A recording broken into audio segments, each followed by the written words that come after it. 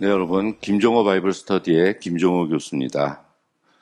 이번 시간에는 구약성서에 나오는 5가지 레위기의 제사법 중에서 네 번째 시간인 속죄제에 대해서 한번 살펴보는 시간을 갖도록 해보겠습니다. 번제, 소제, 화목제, 속죄제, 속건제 이렇게 5가지 제사법이 나오는데요. 어떤 의미에서는 이 속죄제가 다 중요하지만 그 중에서도 우리가 조금 더 우리가 좀 더 자세하게 살펴봐야 될 부분이 속죄제가 아닌가 이렇게 생각을 합니다. 먼저 그 번제, 소제, 화목제가 제물 중심으로 하나님께 드려지는 것 중심으로 이제 구성이 되었다면 이 속죄제에서는 제물보다도 그 예배자의 사회적인 위치에 대해서 굉장히 강조하고 있는 것을 살펴볼 수가 있어요. 이 속죄제의 가장 큰 특징은 이제 피를 뿌리는 의식이거든요. 이거에 이제 휘장과 번제단에 이제 피를 뿌리게 되는데, 휘장은 지성소와 성소를 가로막고 있는 거였고요. 그런데 이 피를 뿌리는 장소가 그 휘장이냐 또는 번제단이냐, 이것이 예배드리는 자의 사회적 지위가 얼마나 높으냐 낮으냐에 따라서 그 장소가 달라졌어요. 그래서 사회적인 책임이 있는 자의 죄의 무게가 훨씬 더 심하다라는 것을 알 수가 있고요. 이 피를 뿌리는 의식은 이제 하나님의 성소를 깨끗하게, 정결하게, 성결하게 한다는 의미를 가지고 있습니다. 이 속죄제 제물은 수송아지, 이제 암송아지는 안 된다는 얘기거든요. 그 염소는 암수가 다 되고, 이제 어린 양은 이제 암컷이어야 되고, 그리고 비둘기, 그리고 이제 굉장히 이제 독특한데, 고운 가루 에바 10분의 1을 드렸다. 에바의 10분의 1. 그러니까 이제 아주 조금의 곡식을 드렸다. 이제 이 중에서 한 가지를 이제 하나님께 속죄 제물로 드리면 된다는 얘기거든요. 속죄제의 의식도 번제와 화목제와 앞에 부분은 이제 비슷합니다. 예배자가 내가 가지고 와요, 내가. 그래서 흠없는 동물을 선택해서 가지고 와서 내가 안수를 하고 내가 잡습니다. 제가 이 얘기를 계속해서 하는 이유는 뭐냐면은, 이제 가지고 와서 제사장한테 제물을 건네주면 그 제사장이 그 제물을 잡고 죽이고 각을 뜨고 뭐 태우고 이 모든 일을 제사장이 한 게 아니란 얘기입니다. 이 제물을 가지고 왔을 때 죽이고 각을 뜨는, 가죽을 벗기는 이런 엄청나게 어렵고 힘든 일들은 예배자 자신이 하는 것이다라고 나와요. 오히려 아론의 후손인 아론과 그 제사장들은 옆에서 가만히 서 있다가 이제 피가 나오면 피를 받아다가 뿌리고 또 각을 뜨고 내장을 이렇게 분류하면 그걸 갖다가 태우는 역할만 했다는 거거든요. 이것을 통해서 우리가 알 수 있는 것은, 우리가 예배에 오늘날 참석했을 때 주일날 목사님이 다 하는 게 아니라는 얘기예요. 우리는 구경꾼처럼 앉아서 설교를 그냥 듣는 수동적인 역할을 하는 것이 아니라 오히려 적극적으로 참여한다는 얘기입니다. 그 의식에, 예배의 자리에, 예배 시간에, 그 모든 순서에 그 예배 드리는 자가 참여해야 된다라는 것을 제가 말씀을 드리고 싶어요. 자, 이 속죄제에서 피의 일부는 대야에 담아서 특별한 용도로 사용하고 나머지 피는 단 밑에다 뿌렸는데, 이게 사회적인 신분에 따라서 틀립니다. 첫 번째로 제사장과 온 회중, 그러니까 여기서 온 회중은 이스라엘 백성 모두가 죄를 지었을 경우, 그리고 제사장이 죄를 지었을 경우, 그렇다면 제사장이 죄를 지은 것은 온 회중이 죄를 지은 것과 맞먹는다는 얘기거든요. 제사장은 오늘날에 그렇게 따지면 종교 지도자입니다. 목사님이겠죠. 목회자, 목사의 죄의 그 무게가 훨씬 크다라는 얘기예요. 이 속죄제를 놓고 보면, 자, 제사장이나 온 회중이 죄를 지었을 경우에는 피를 회막 안으로 가지고 들어와서 성소의 휘장에 7번 뿌렸다. 지성소와 성소를 가로막고 있는 가장 하나님이 거하시는 거룩한 장소입니다. 그리고 약간의 피를 향단에 발랐다. 이렇게 나오고요.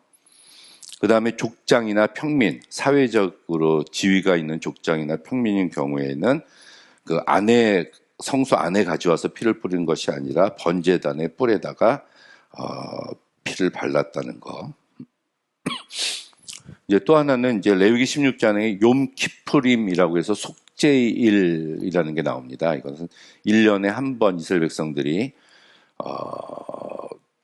민족적으로 거룩하게 자신들이 지은 죄를 회개하는 그 하루의 그런 행사를 하는 날이 있어요.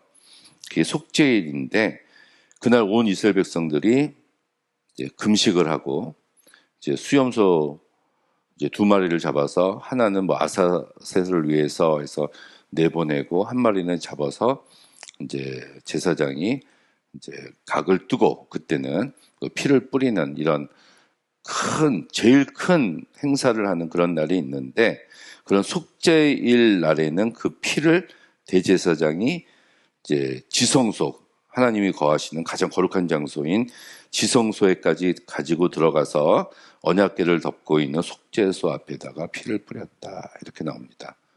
가장 거룩한 장소라고 볼 수가 있거든요. 근데 요거는 1년에 한 번씩 하는 행사입니다. 이렇게 이제 속죄제는 피 뿌리는 의식을 이야기하고 난 다음에 그 다음에 그 남은 동물의 고기를 어떻게 처리해야 되는가에 대한 순서, 의식을 그 다음에 이야기를 하고 있습니다. 휘장에 뿌리거나 단에 이제 바르고 남은 피는 번제단 밑에다 쏟았다고 나오고 이제 기름이나 내장, 콩팥 같은 경우는 화목제와 같이 불에 태워서 하나님께 드렸다는 거. 그리고 기름과 콩팥을 제외한 나머지 부분, 그러니까 가죽, 고기, 머리, 다리, 뭐 내장 이런 것들은 제사장 온 회중이 죄를 지었을 경우에는 진 밖에서 불에 태웠고 일반 백성들이 죄를 지었을 경우에는 제사자의 몫으로 주었다 이렇게 나옵니다. 근데 여기서 특이한 점은 가난한 자는 비둘기 2마리를 갖다가 제물로 바쳐도 수송아지를 바친 것과 같이 동일한 죄사함을 받을 수 있다는 거예요. 그러니까 사회적으로 제사장이나 종교 지도자가 제일 높은 위치에 있는 거고 이제 사회적인 족장들, 그 사회적으로 높은 위치에 있는 사람들은 이제 비싼 재물을 하나님께 드려야 죄가 용서함을 받는 거고 가난한 자는 아주 가난하니까 아주 적은 예물을 하나님께 드려도 똑같은 죄 용서함을 받는다는 겁니다. 이게 굉장히 이런 게 공정한 게 아닌가요? 우리가 구약의 율법을 공부해 보면은 이런 것들 속에서 우리가 공정, 공평과 정의, 공의와 정의라는 부분을 우리가 찾아볼 수가 있습니다. 가난한 자는 비둘기 2마리를 드렸어요. 그래서 한 마리는 번제로, 다른 한 마리는 속죄제로 드렸다. 이렇게 얘기를 하고 있고 만일 새도 드리지 못할 정도로 가난한 자인 경우에는 고운 가루 에바 10분의 1을 드려서 이것도 한 줌만 재태우고 나머지는 제사장에게 주식으로 주었다라는 얘기입니다. 당시 이스라엘 백성들은 이제 비둘기 같은 것들을 집에서 사육했다고 합니다. 그래서 우리가 가축, 뭐 닭 기르듯이 비둘기를 이제 길렀다라고 이렇게 나오고 있어요. 자, 대제사장, 제사장 중에서도 대제사장의 죄를 지었을 경우 대제사장의 속죄제가 나옵니다. 그럴 때는 이 대제사장의 죄를 지으면 그 죄가 대제사장에게만 머물지 않고 온 이스라엘 백성들에게도 그 영향이 끼친다라고 성경은 이야기를 해주고 있습니다. 그래서 이제 가장 크게 회개해야 되고 가장 값비싼 제물을 하나님께 드려야 되지요. 이것은 아마도 대제사장은 이스라엘 백성들의 중에서 가장 거룩하게 살아야 될 모범적인 모델을 제시하고 있는 것이라고 볼 수가 있어요. 그래서 대제사장이 죄를 지면 온 회중 모든 이스라엘 백성들이 죄를 지은 것과 동일하게 간주해서 가장 값비싼 수송아지를 하나님께 드렸다라고 나옵니다. 온 회중이 죄를 지었을 경우에 회중을 대표하는 장로들이 동일하게 수송아지를 가져다가 그 머리에 안수를 이제 하는 것만 빼고 대제사장의 경우와 동일하게 하나님께 드렸다. 자, 족장들, 이 족장들은 사회적으로 높은 지위에 있는 사람들을 뜻하거든요. 존경받는 지도자는 일반 평민들보다 죄를 지으면 죄의 무게가 더 무거워서 더 값비싼 제물을 하나님께 드렸어야 됐어요. 그래서 여기서 선택된 것이 수염소입니다. 여기서 이제 똑같이 염소를 잡아가지고 뭐 각을 뜨고 가죽을 벗기고 이랬을 때 성소 안에 들어간 의식의 고기는 제사장이 먹지 못했지만 회막 뜰에서 행한 제물들은 제사장이 먹었다. 이제 이렇게 놓고 보면 번제 같은 경우는 먹지를 못했어요. 다 태워서 하나님께 드렸으니까.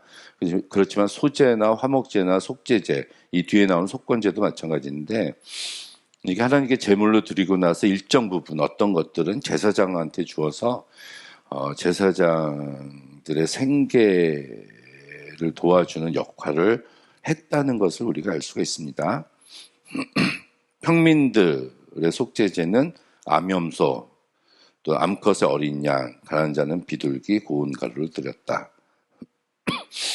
자, 성서에서 속죄제를 드리는 경우가 어떤 경우인가를 다 찾아봤습니다. 그랬더니 법정에서 증인의 의무를 행하지 않았을 경우에, 자, 우리가 거짓 증거하지 말아라. 우리 십계명 중에서 9번째 나오는데요. 거짓말하지 않는 거. 재판이 진행되었을 때 법정에서 옳은 이야기를 해야 되는 것이 율법에 써 있는 이스라엘 백성들의 의무였어요. 근데 그러지 못했을 경우 죄를 지었다는 거죠. 그리고 부지 중에 모르는 가운데 부정한 동물의 시체에 접촉했을 경우에, 이거는 부정 때문에 그렇습니다. 또 모르고 부정한 사람과 접촉했다가 나중에 그 사람이 부정한 사람이라는 것을 깨달았을 경우에, 이제 성경에서 대표적으로 문둥병자, 뭐 혈루증 앓던 여인, 이런 여인들은 부정하다 해서 진 바깥에서 생활을 했고, 그들이 깨끗함을 받으면은 제사장이 그것을 보고 7일 후에 또 확인하고 진 안으로 들어오는 것을 허락했는데, 그 사람들과 접촉했을 경우에 속죄제를 드려야 됐거든요. 그래서 문둥병자나 혈루증 앓던 여인, 또 유출병 앓던 사람들이 진 안에 있으면은 돌에 맞아서 죽을 수도 있었어요. 그래서 진 밖에서 살아야 된다는 거.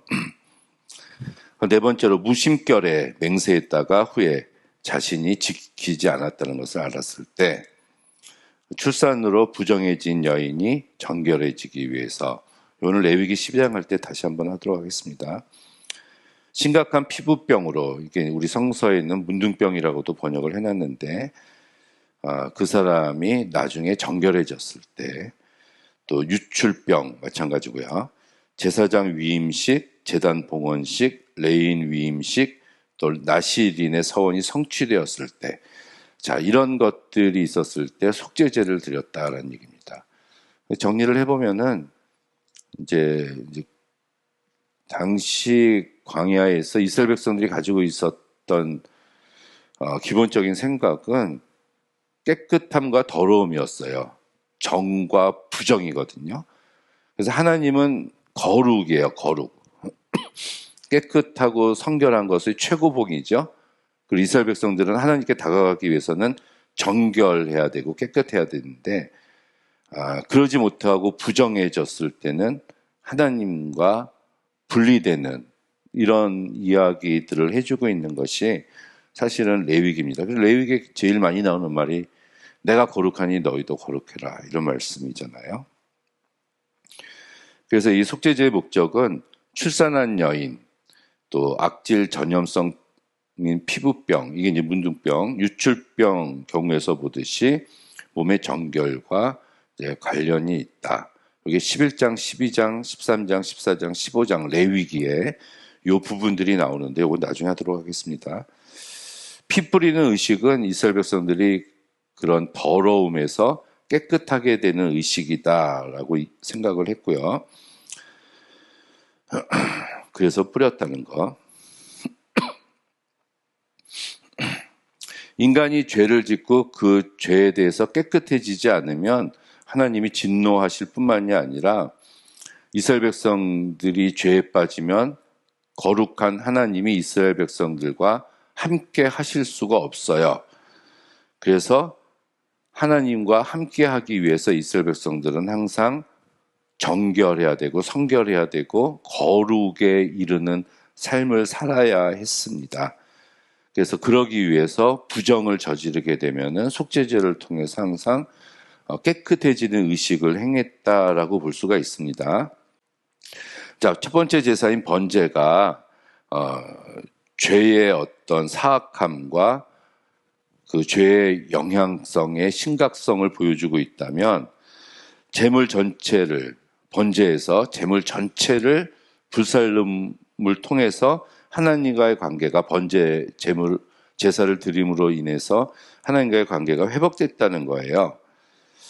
그리고 나서 이제 깨끗하게 됐으니까 주님의 일을 다시 할 수 있다는 얘기죠.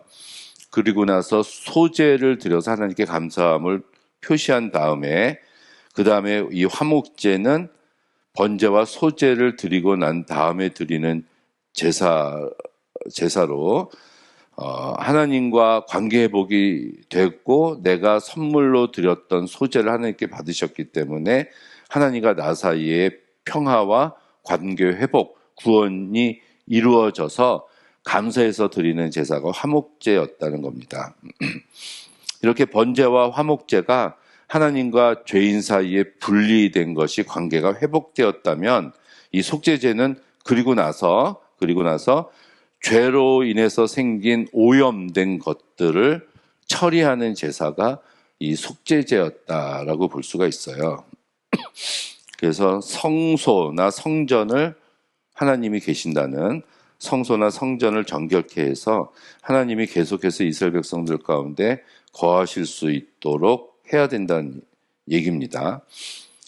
이 속죄제의 가장 큰 특이한 점은 계속 말씀드렸지만은 죄를 지은 자의 사회적 지위에 따라서 죄의 오염이 아주 심각하다는 것을 우리는 알 수가 있습니다. 1년 동안의 죄가 축적되면 대제사장이 지성소에서 피를 뿌렸다. 이것이 이제 욤 키푸림 16장에 나오는 그 속죄일 날 행했던 행사라고 볼 수가 있겠죠. 우리가 이제 번제, 소제, 화목제, 속죄제 이런 것을 공부하다 보면은 이제 드는 생각이 저것이 신약 성서와 어떤 관련이 있을까? 더 나아가서 오늘날 우리들과 이것이 구약에 나오는 레위기에 나오는 이 제사가 얼마나 관련이 있을까에 대해서 우리는 의문을 가질 수밖에 없습니다. 그래서 이런 것들을 우리가 좀 정리를 해야 돼요. 일단 신약 성서와 보면은 이 베드로전서에서 이 그리스도인을 성령의 거룩하게 하심으로 순종함과 예수 그리스도의 피 뿌림을 얻기 위하여 택하심을 입은 자들이라고 그리스도인들을 정의했어요. 이것은 죄로 인해서 더러워진 것들을 깨끗하게 하는 자들이 그리스도인이다라는 얘기거든요. 요한은 하나님과 우리가 대화하는 것, 교통하는 것이 예수 그리스도의 피를 통해서 가능하다라는 언급이 있습니다. 요한일서에 보니까 저가 빛 가운데 계신 것 같이 우리도 빛 가운데 행하면 우리가 서로 사귐이 있고 그 아들 예수의 피가 우리를 모든 죄에서 깨끗하게 하실 것이요. 이제 신약 성서에 와서는 예수 그리스도의 피가 우리를 깨끗하게 한다. 이런 고백이죠. 그리고 요한은 계시록에서 하늘나라에 있는 성도들을 향해서 어린 양의 피에 그 옷을 씻어 희게 된 자라고 이렇게 부르고 있습니다. 어린 양의 피, 예수 그리스도죠. 피에 그 옷을 씻어서 희게 된 자, 죄 없음, 이제 오염되지 않은 자라고 표현을 하고 있고, 그래서 이제 구약에서는 속죄제를 통해서 죄가 깨끗해졌는데 이제 신약 시대 이후에 예수 그리스도가 오신 다음에는 예수 그리스도의 피 흘리심, 예수 그리스도의 죽으심으로 이 구약의 이런 제사가 가능하게 됐다는 얘기입니다. 그래서 구약에서 죄를 지었을 경우에 속죄제를 드렸듯이 이 신약도 이제 정결케 되기 위해서는 이제 속죄제와 같은 것이 있어야 되는데 그것은 바로 죄를 고백하는 것이다. 그래서 요한이 만일 우리가 서로 죄를 자백하면 저는 미쁘시고 의로우사 우리 죄를 사하시고 모든 불의에서 우리를 깨끗하게 하실 것이요. 이런 구절들이 구약 성서의 속죄제하고 굉장히 깊은 연관이 있는 것을 알 수가 있어요. 신약 성서의 히브리서는 예수 그리스도를 향해서 이제 큰 대제사장이다. 참된 대제사장, 큰 대제사장이라고 표현을 하죠. 그래서 그리스도께서 십자가 위에 죽으심으로 단번에, 그러니까 한 번에 그때 성소의 휘장이 찢어진 것처럼 한 번에 모든 죄의 문제를 해결하셨기 때문에 반복적으로 구약에서 이야기하고 있는 속죄제를 드릴 필요가 없는 것이다 라는 겁니다. 예수 그리스도의 완전한 희생이 있었기 때문에 이런 것들을 이야기하고 있죠. 그래서 대제사장과 족장들 그런 죄가 일반 평민들보다 이런 지도자의 죄가 더 무겁다 라는 것을 우리가 살펴봤는데 그것처럼 누가복음에서 누가도 그런 얘기를 합니다. 물은 많이 받은 자에게는 많이 찾을 것이요 많이 맡은 자에게는 많이 달라고 할 것이라. 자, 이런 것들이 신약성서가 구약성서에 대한 해석을 해주고 있다라고 우리가 볼 수가 있어요. 죄가 이스라엘 백성들의 죄가 하나님이 거하시는 성소를 오염시키기 때문에 하나님은 죄를 지은 백성들 가운데 거하실 수가 없다라고 말씀드렸듯이 신약 시대에 와서 이제 성령이 우리에게 주어졌는데 그 성령이 거하시는 장소가 우리 몸이라고 이야기를 하고 있잖아요.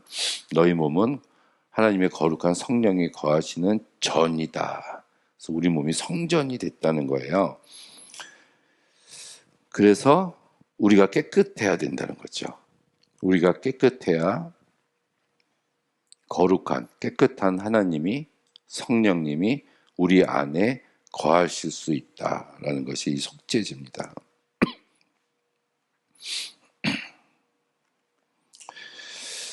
예, 결국은 죄를 이 속죄제를 통해서 우리가 알 수 있는 것은 한 두 가지 정도가 되겠네요. 종교 지도자나 사회층, 고위층에 있는 지도자들의 죄가 평민들의 죄보다 더 무겁다라고 이야기하는 것. 그리고 우리가 깨끗해야 이제 속죄제를 통해서 또 예수 그리스도의 피로 깨끗해져야 하나님이 우리 안에 거하실 수 있다. 이런 것들을 우리가 속죄제를 통해서 알 수가 있습니다. 감사합니다.